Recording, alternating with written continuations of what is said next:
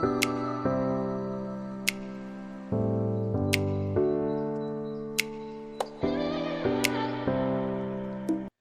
students, welcome back to my English class. In this class, I am going to discuss the sentence. What is sentence? How many types of sentences are? And what are their structures? तो sentence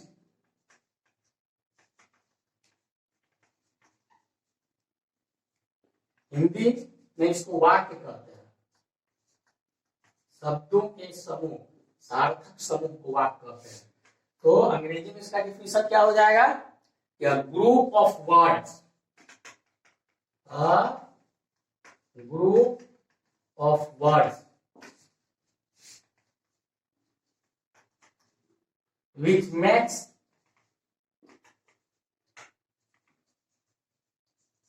a complete set.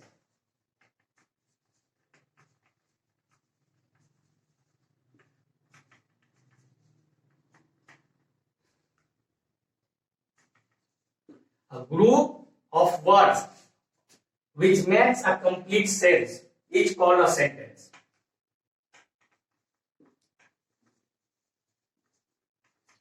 It's called a sentence. तो a group of words जिसका arrangement इस तरीका से हो उसका कुछ अर्थ निकले, ऐसे सिंगल वर्ड का भी सेंटेंस होता है जो मैंने पहले बताया था। इंपरेटिव सेंटेंस में गो, जाओ, if you are ordering someone. लेकिन a group of words which makes a complete sense is called a sentence. Sentence generally begins with capital letter. ये हम लोग शुरू से पढ़ते हैं कि सेंटेंस हमेशा कैपिटल लेटर से स्टार्ट होता है। A sentence begins with a capital letter.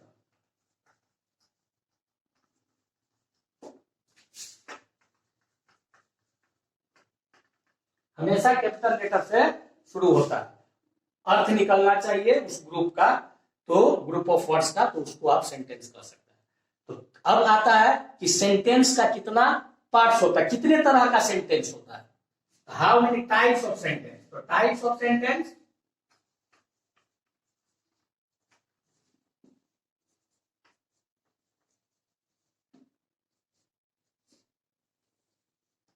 Types of sentences.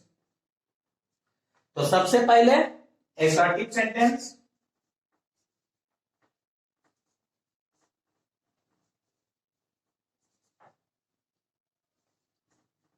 Assertive sentence इसी को डिक्लेरेटिव सेंटेंस भी कहा जाता है।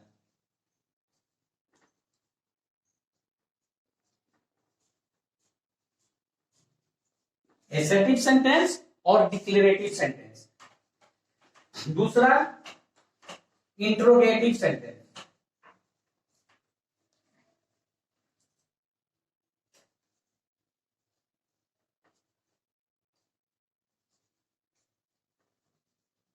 जो क्वेश्चन पूछता है, इंट्रोगेटिव सेंटेंस। तीसरा इंपरेटिव सेंटेंस, जो कोई कमांड, कोई एडवाइस या रिक्वेस्ट देता है, इंपरेटिव सेंटेंस।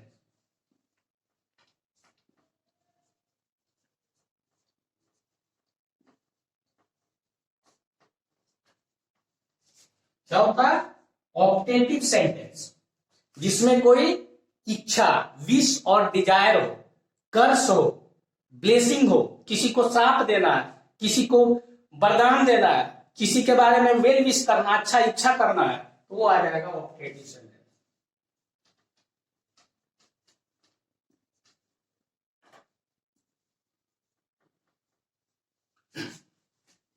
फिर पांचवा एक्सक्लेमेटरी सेंटेंस। एक्सक्लेमेशन बताना हो, स्ट्रॉन्ग फीलिंग, आश्चर्य, तो एक्सक्लेमेटरी सेंटेंस।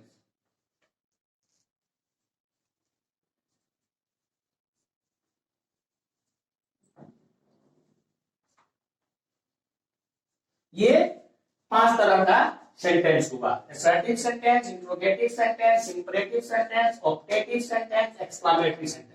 बहुत सारी किताब में आपको 4 टाइप्स ऑफ सेंटेंस ही बताएगा।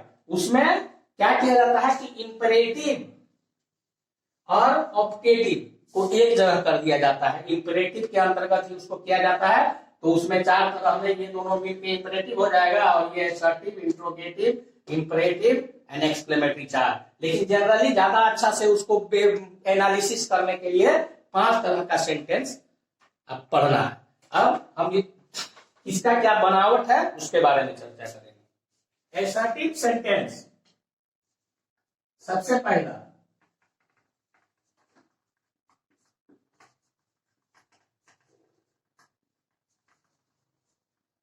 और declarative sentence. A sentence which states something, जो कुछ कहता है, और declare something is called an assertive और डिक्लेरेटिव सेंटेंस।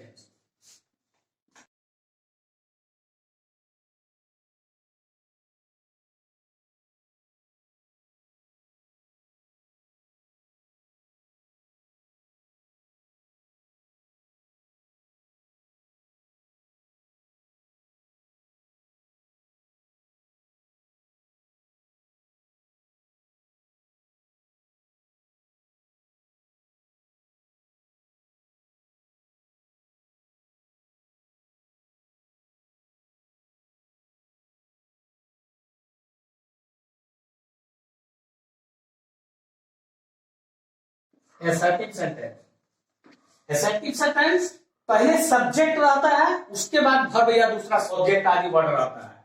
इसमें सबसे पहले subject is written first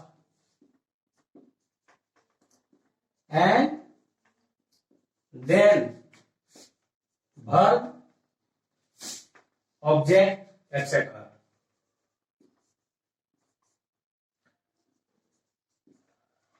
verb, object आदि अन्य शब्दों को उसके बाद में रखा जाता है। It always ends with full stop. It always ends with a full stop.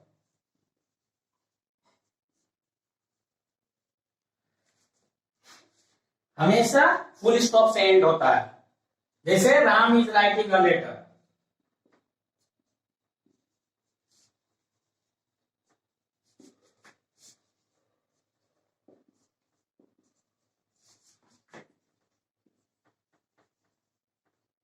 इसमें सब्जेक्ट पहले है, उसके बाद ऑक्सिलरी या हेल्पिंग जो भी वर्ब है या वर्ब वो उसके बाद है। तो ये इसका बनावट होता है असर्टिव सेंटेंस का। अब असर्टिव सेंटेंस में 2 प्रकार का होता है।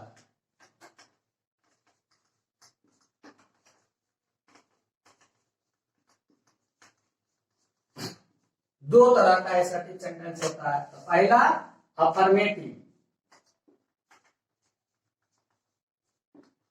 स्वीकारात्मक,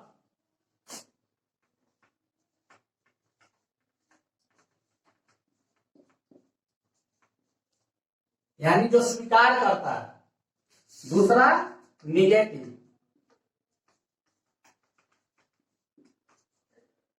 जो इनकार करता है, नकारात्मक। Affirmative sentence, a sentence in which something is accepted. A negative sentence, a sentence in which something is denied. तो इसमें नो या नॉट नहीं लगा जाता, इसमें नो या नॉट लगाया जाता है।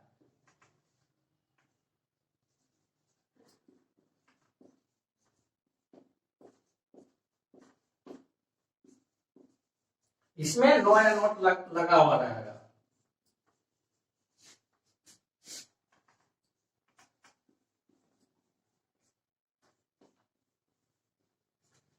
यहां एक चीज ध्यान देने वाली बात है कि नो जो है वो एडजेक्टिव और एडवर्ब दोनों है।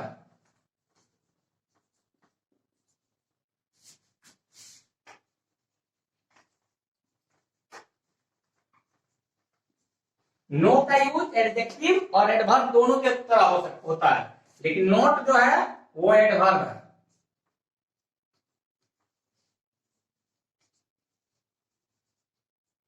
adverb. He had no money. He had no money. पैसा नहीं है. मनी का विशेषता बता रहा है, एडजेक्टिव है. नॉट का यूज आर्टिकल रहता है तब. He had not done this work.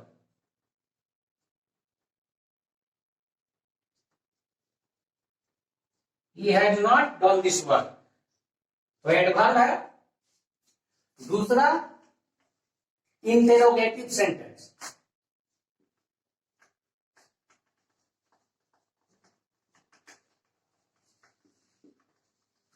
Interrogative sentence प्रश्नवाचक.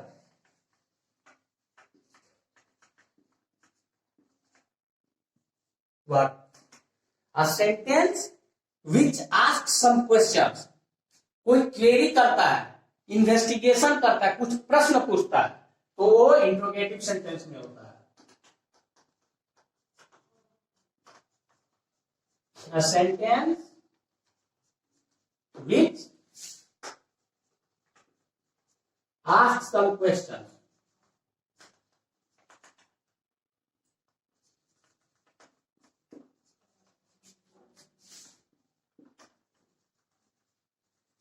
It's called an interrogative sentence.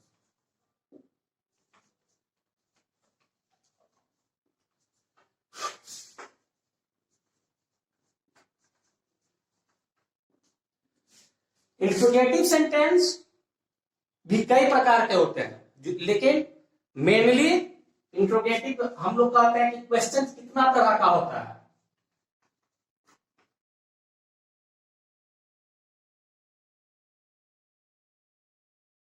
Mainly हम लोग कहते हैं yes no question.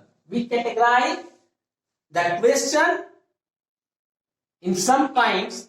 Mainly yes no questions, it means the answer of that question may be given in either yes or no. So yes no question.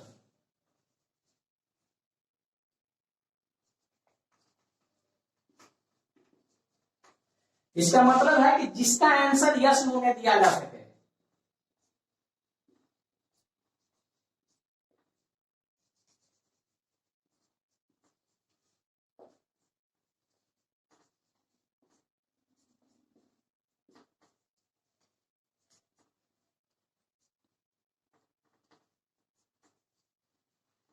जैसे are you reading.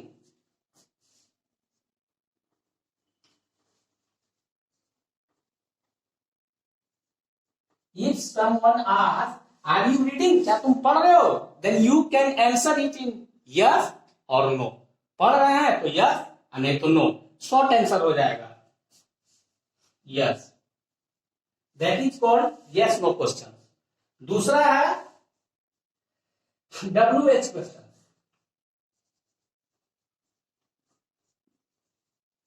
जब आप आगे narration ये सब पढ़िएगा, how to change from indirect to direct और direct to indirect, तब ये काम आएगा कि यस नो क्वेश्चन रहेगा तो क्या लगेगा, WH क्वेश्चन रहेगा तो क्या लगेगा. इसलिए आपको ये जानना जरूरी है कि क्या डिफरेंसेस है दिस टाइप ऑफ क्वेश्चन में. तो WH क्वेश्चन किसको कहते हैं, जो WH वाले वर्ड से स्टार्ट हो. Who, what, how, which starts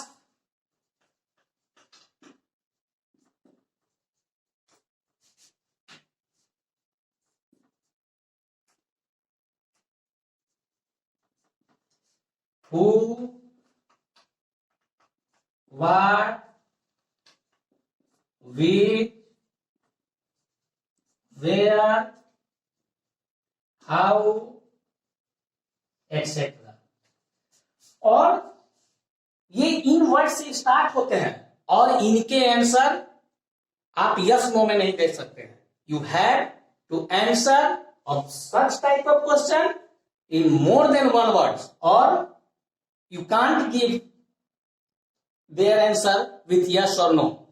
जैसे कोई पूछेगा what are you doing, you can't answer it in yes और no, you have to explain the real work that you are doing at that time. आप क्या कर रहे हैं वो आपको बताना ही पड़ेगा। तो ये WH क्वेश्चन है। एग्जाम्पल,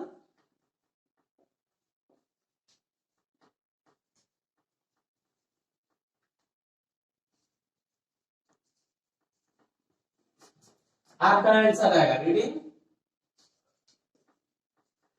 फिर आता है, ये दो मेन कैटेगरी में आते हैं। फिर रेटोरिकल क्वेश्चंस है, क्वेश्चन टैग्स है, तो हम बाद में उनकी चर्चा करेंगे। यहाँ रेटोरिकल क्वेश्चंस के बारे में बता देते हैं। रेटोरिकल क्वेश्चंस क्या है? ये वैसे क्वेश्चंस है जिसका आंसर अगर पॉजिटिव क्वेश्चन है तो उसका आंसर नेगेटिव में आएगा, निगेटिव क्वेश्चन है उसका आंसर पॉजिटिव में आएगा। जैसे who does not know Mahatma Gandhi, the statement who does not no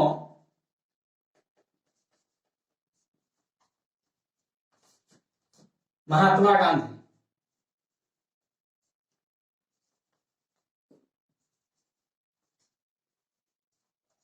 ये एक ऐसा क्वेश्चन है कि अगर हम कहते हैं कि who does not know Mahatma Gandhi, इसमें आंसर एक्सपेक्टेड है कि एवरीवन नोज महात्मा गांधी, तो डज नॉट से स्टार्ट हुआ यानी निगेटिव से स्टार्ट हुआ, आंसर उसका पॉजिटिव में। Who does not know Mahatma Gandhi, everyone knows Mahatma Gandhi.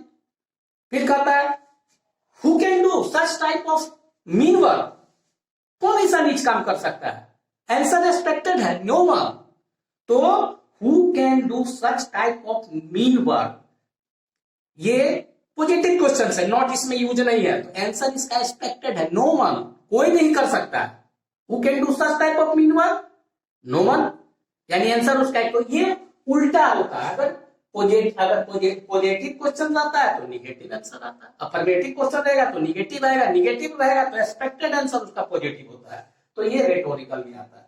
फिर क्वेश्चन टैग्स है, ये सब बात की बात है, वो फिर आगे के क्लास में चर्चा करेंगे। तो क्वेश्चन इंट्रोगेशन 3 तरह का होता है।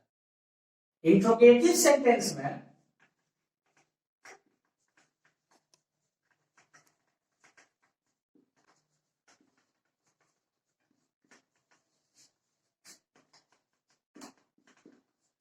पहले वर्ब ऑक्सिलरी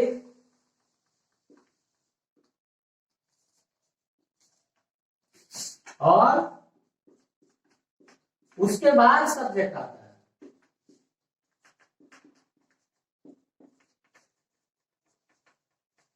मतलब एसर्टिव में पहले सब्जेक्ट, उसके बाद जो ऑक्सिलरी या जो भी मतलब कि वर्ब था वो आता था, लेकिन इंट्रोगेटिव में सब्जेक्ट के पहले वो आ जाता है ऑक्सिलरी। और दूसरा क्या बात है इंट्रोगेटिव में, कि always ends with note of interrogation, यह हमेशा प्रश्नवाचक चिन्ह के साथ समाप्त होता है। Interrogative sentence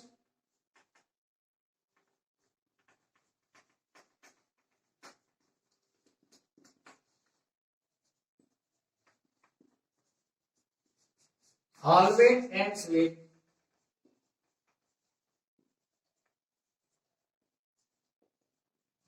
note of interrogation.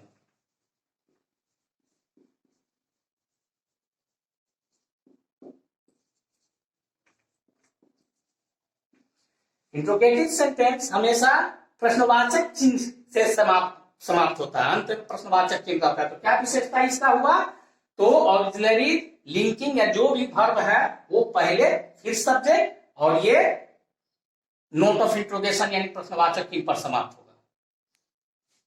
तीसरा imperative sentence,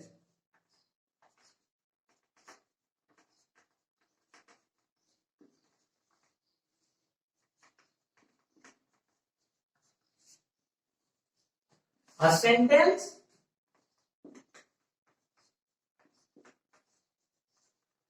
with give some command,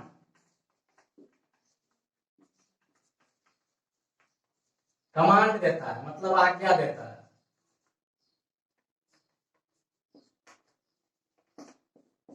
which give a sentence which give some command, और रिक्वेस्ट समवन,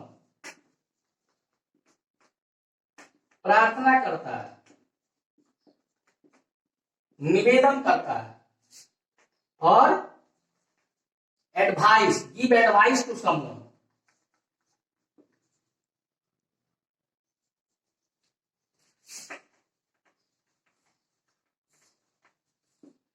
तो एडवाइस, सलाह देता है। A sentence which gives some command, request or advice to someone is called an imperative sentence.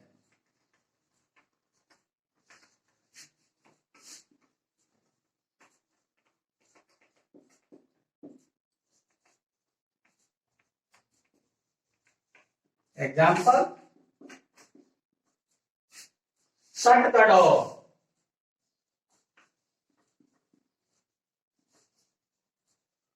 Shut the door. ये command है, दरवाजा बंद करो। कमांड, आज्ञा। Please give me a glass of water.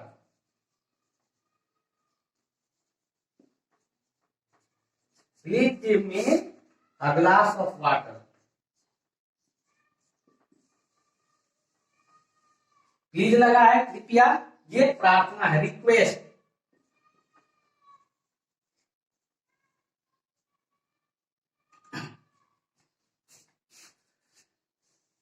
फिर advice, take medicine on time.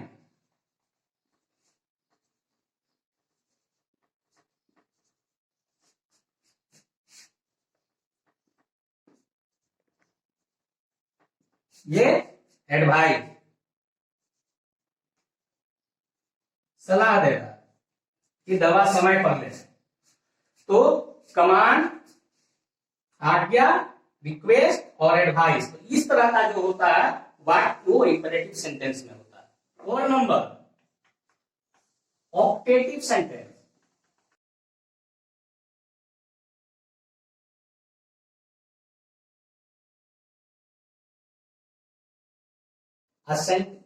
A sentence which express some wish, prayer, desire, curse, blessing.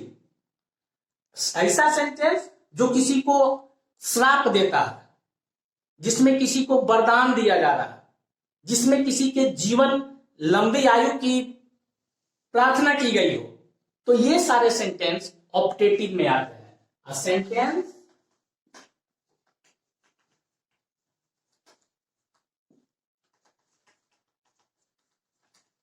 which express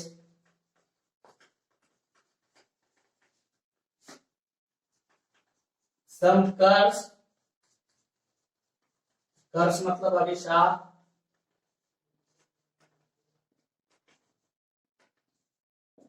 blessing,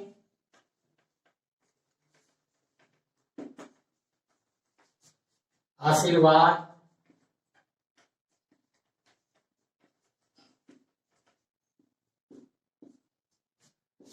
wish,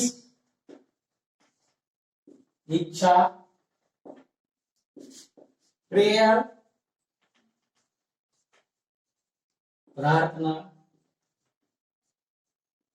तो जिसमें ये सारे चीजों, जो इन सारे चीजों को एक्सप्रेस करता है, वो होता है optative sentence. Sentence which express some curse, blessing, wish, prayer is called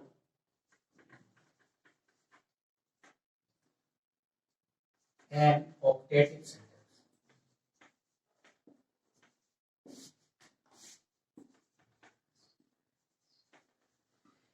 ये सेंटेंस जनरली मे से स्टार्ट होता है। May you live long, may God bless you.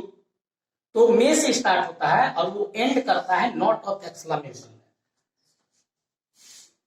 Optative sentence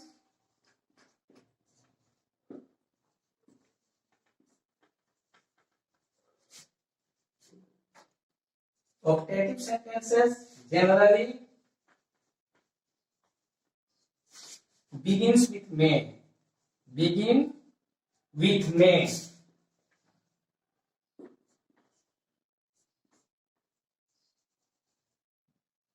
may and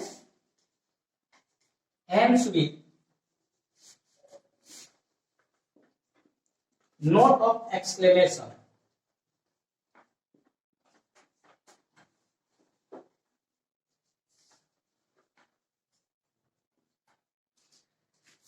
For example, may you live long. May you live long. आप दीर्घायु हो, ये blessing है. अब कर से देना है. May you die from cholera. May you die from cholera. तो ये ब्लेसिंग था ऊपर वाला. मे यू लिव लॉन्ग यानी आप दीर्घायु हो. और ये कर्स है, अभिशाप है. तो इस तरह का वाक्य जो होता है वो ऑक्टेटिव सेंटेंस में आता है. पांचवा, exclamatory sentence.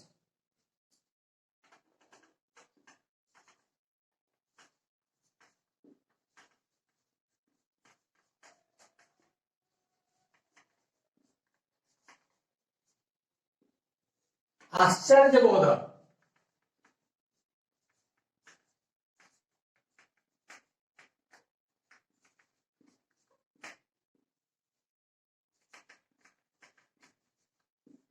A sentence which express some strong feelings or sudden feelings. Strong feelings means या तो बहुत ज्यादा दुखी होगा या बहुत ज्यादा खुश होगा या आश्चर्य वाली बात है, तो ये एक्सक्लेमेटरी सेंटेंस होता है. A sentence which express a sentence which expresses some strong or sudden feeling.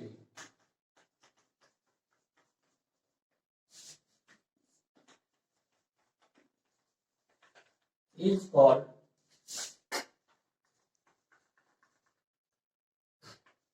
an exclamatory sentence.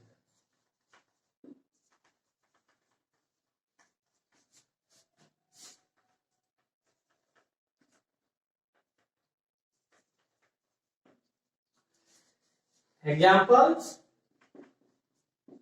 What a beautiful place it is. What a beautiful place it is. कितना सुंदर जगह है ये. तो इसके अंत में नोट ऑफ एक्सक्लेमेशन से एंड हुआ. ये अंत में नोट ऑफ एक्सक्लेमेशन है, लेकिन कभी कभी एक्सक्लेमेटरी वर्ड के बाद ही नोट ऑफ एक्सक्लेमेशन दे दिया जाता है और अंत में फुल स्टॉप से एंड होता है. जैसे Hellas, the king is dead. The king is dead. इसमें एक्सक्लेमेटरी के बाद ही दे दिया गया नोट ऑफ एक्सक्लेमेशन, तो अंत में फुल स्टॉप. तो ये दोनों तरह से एंड होता है.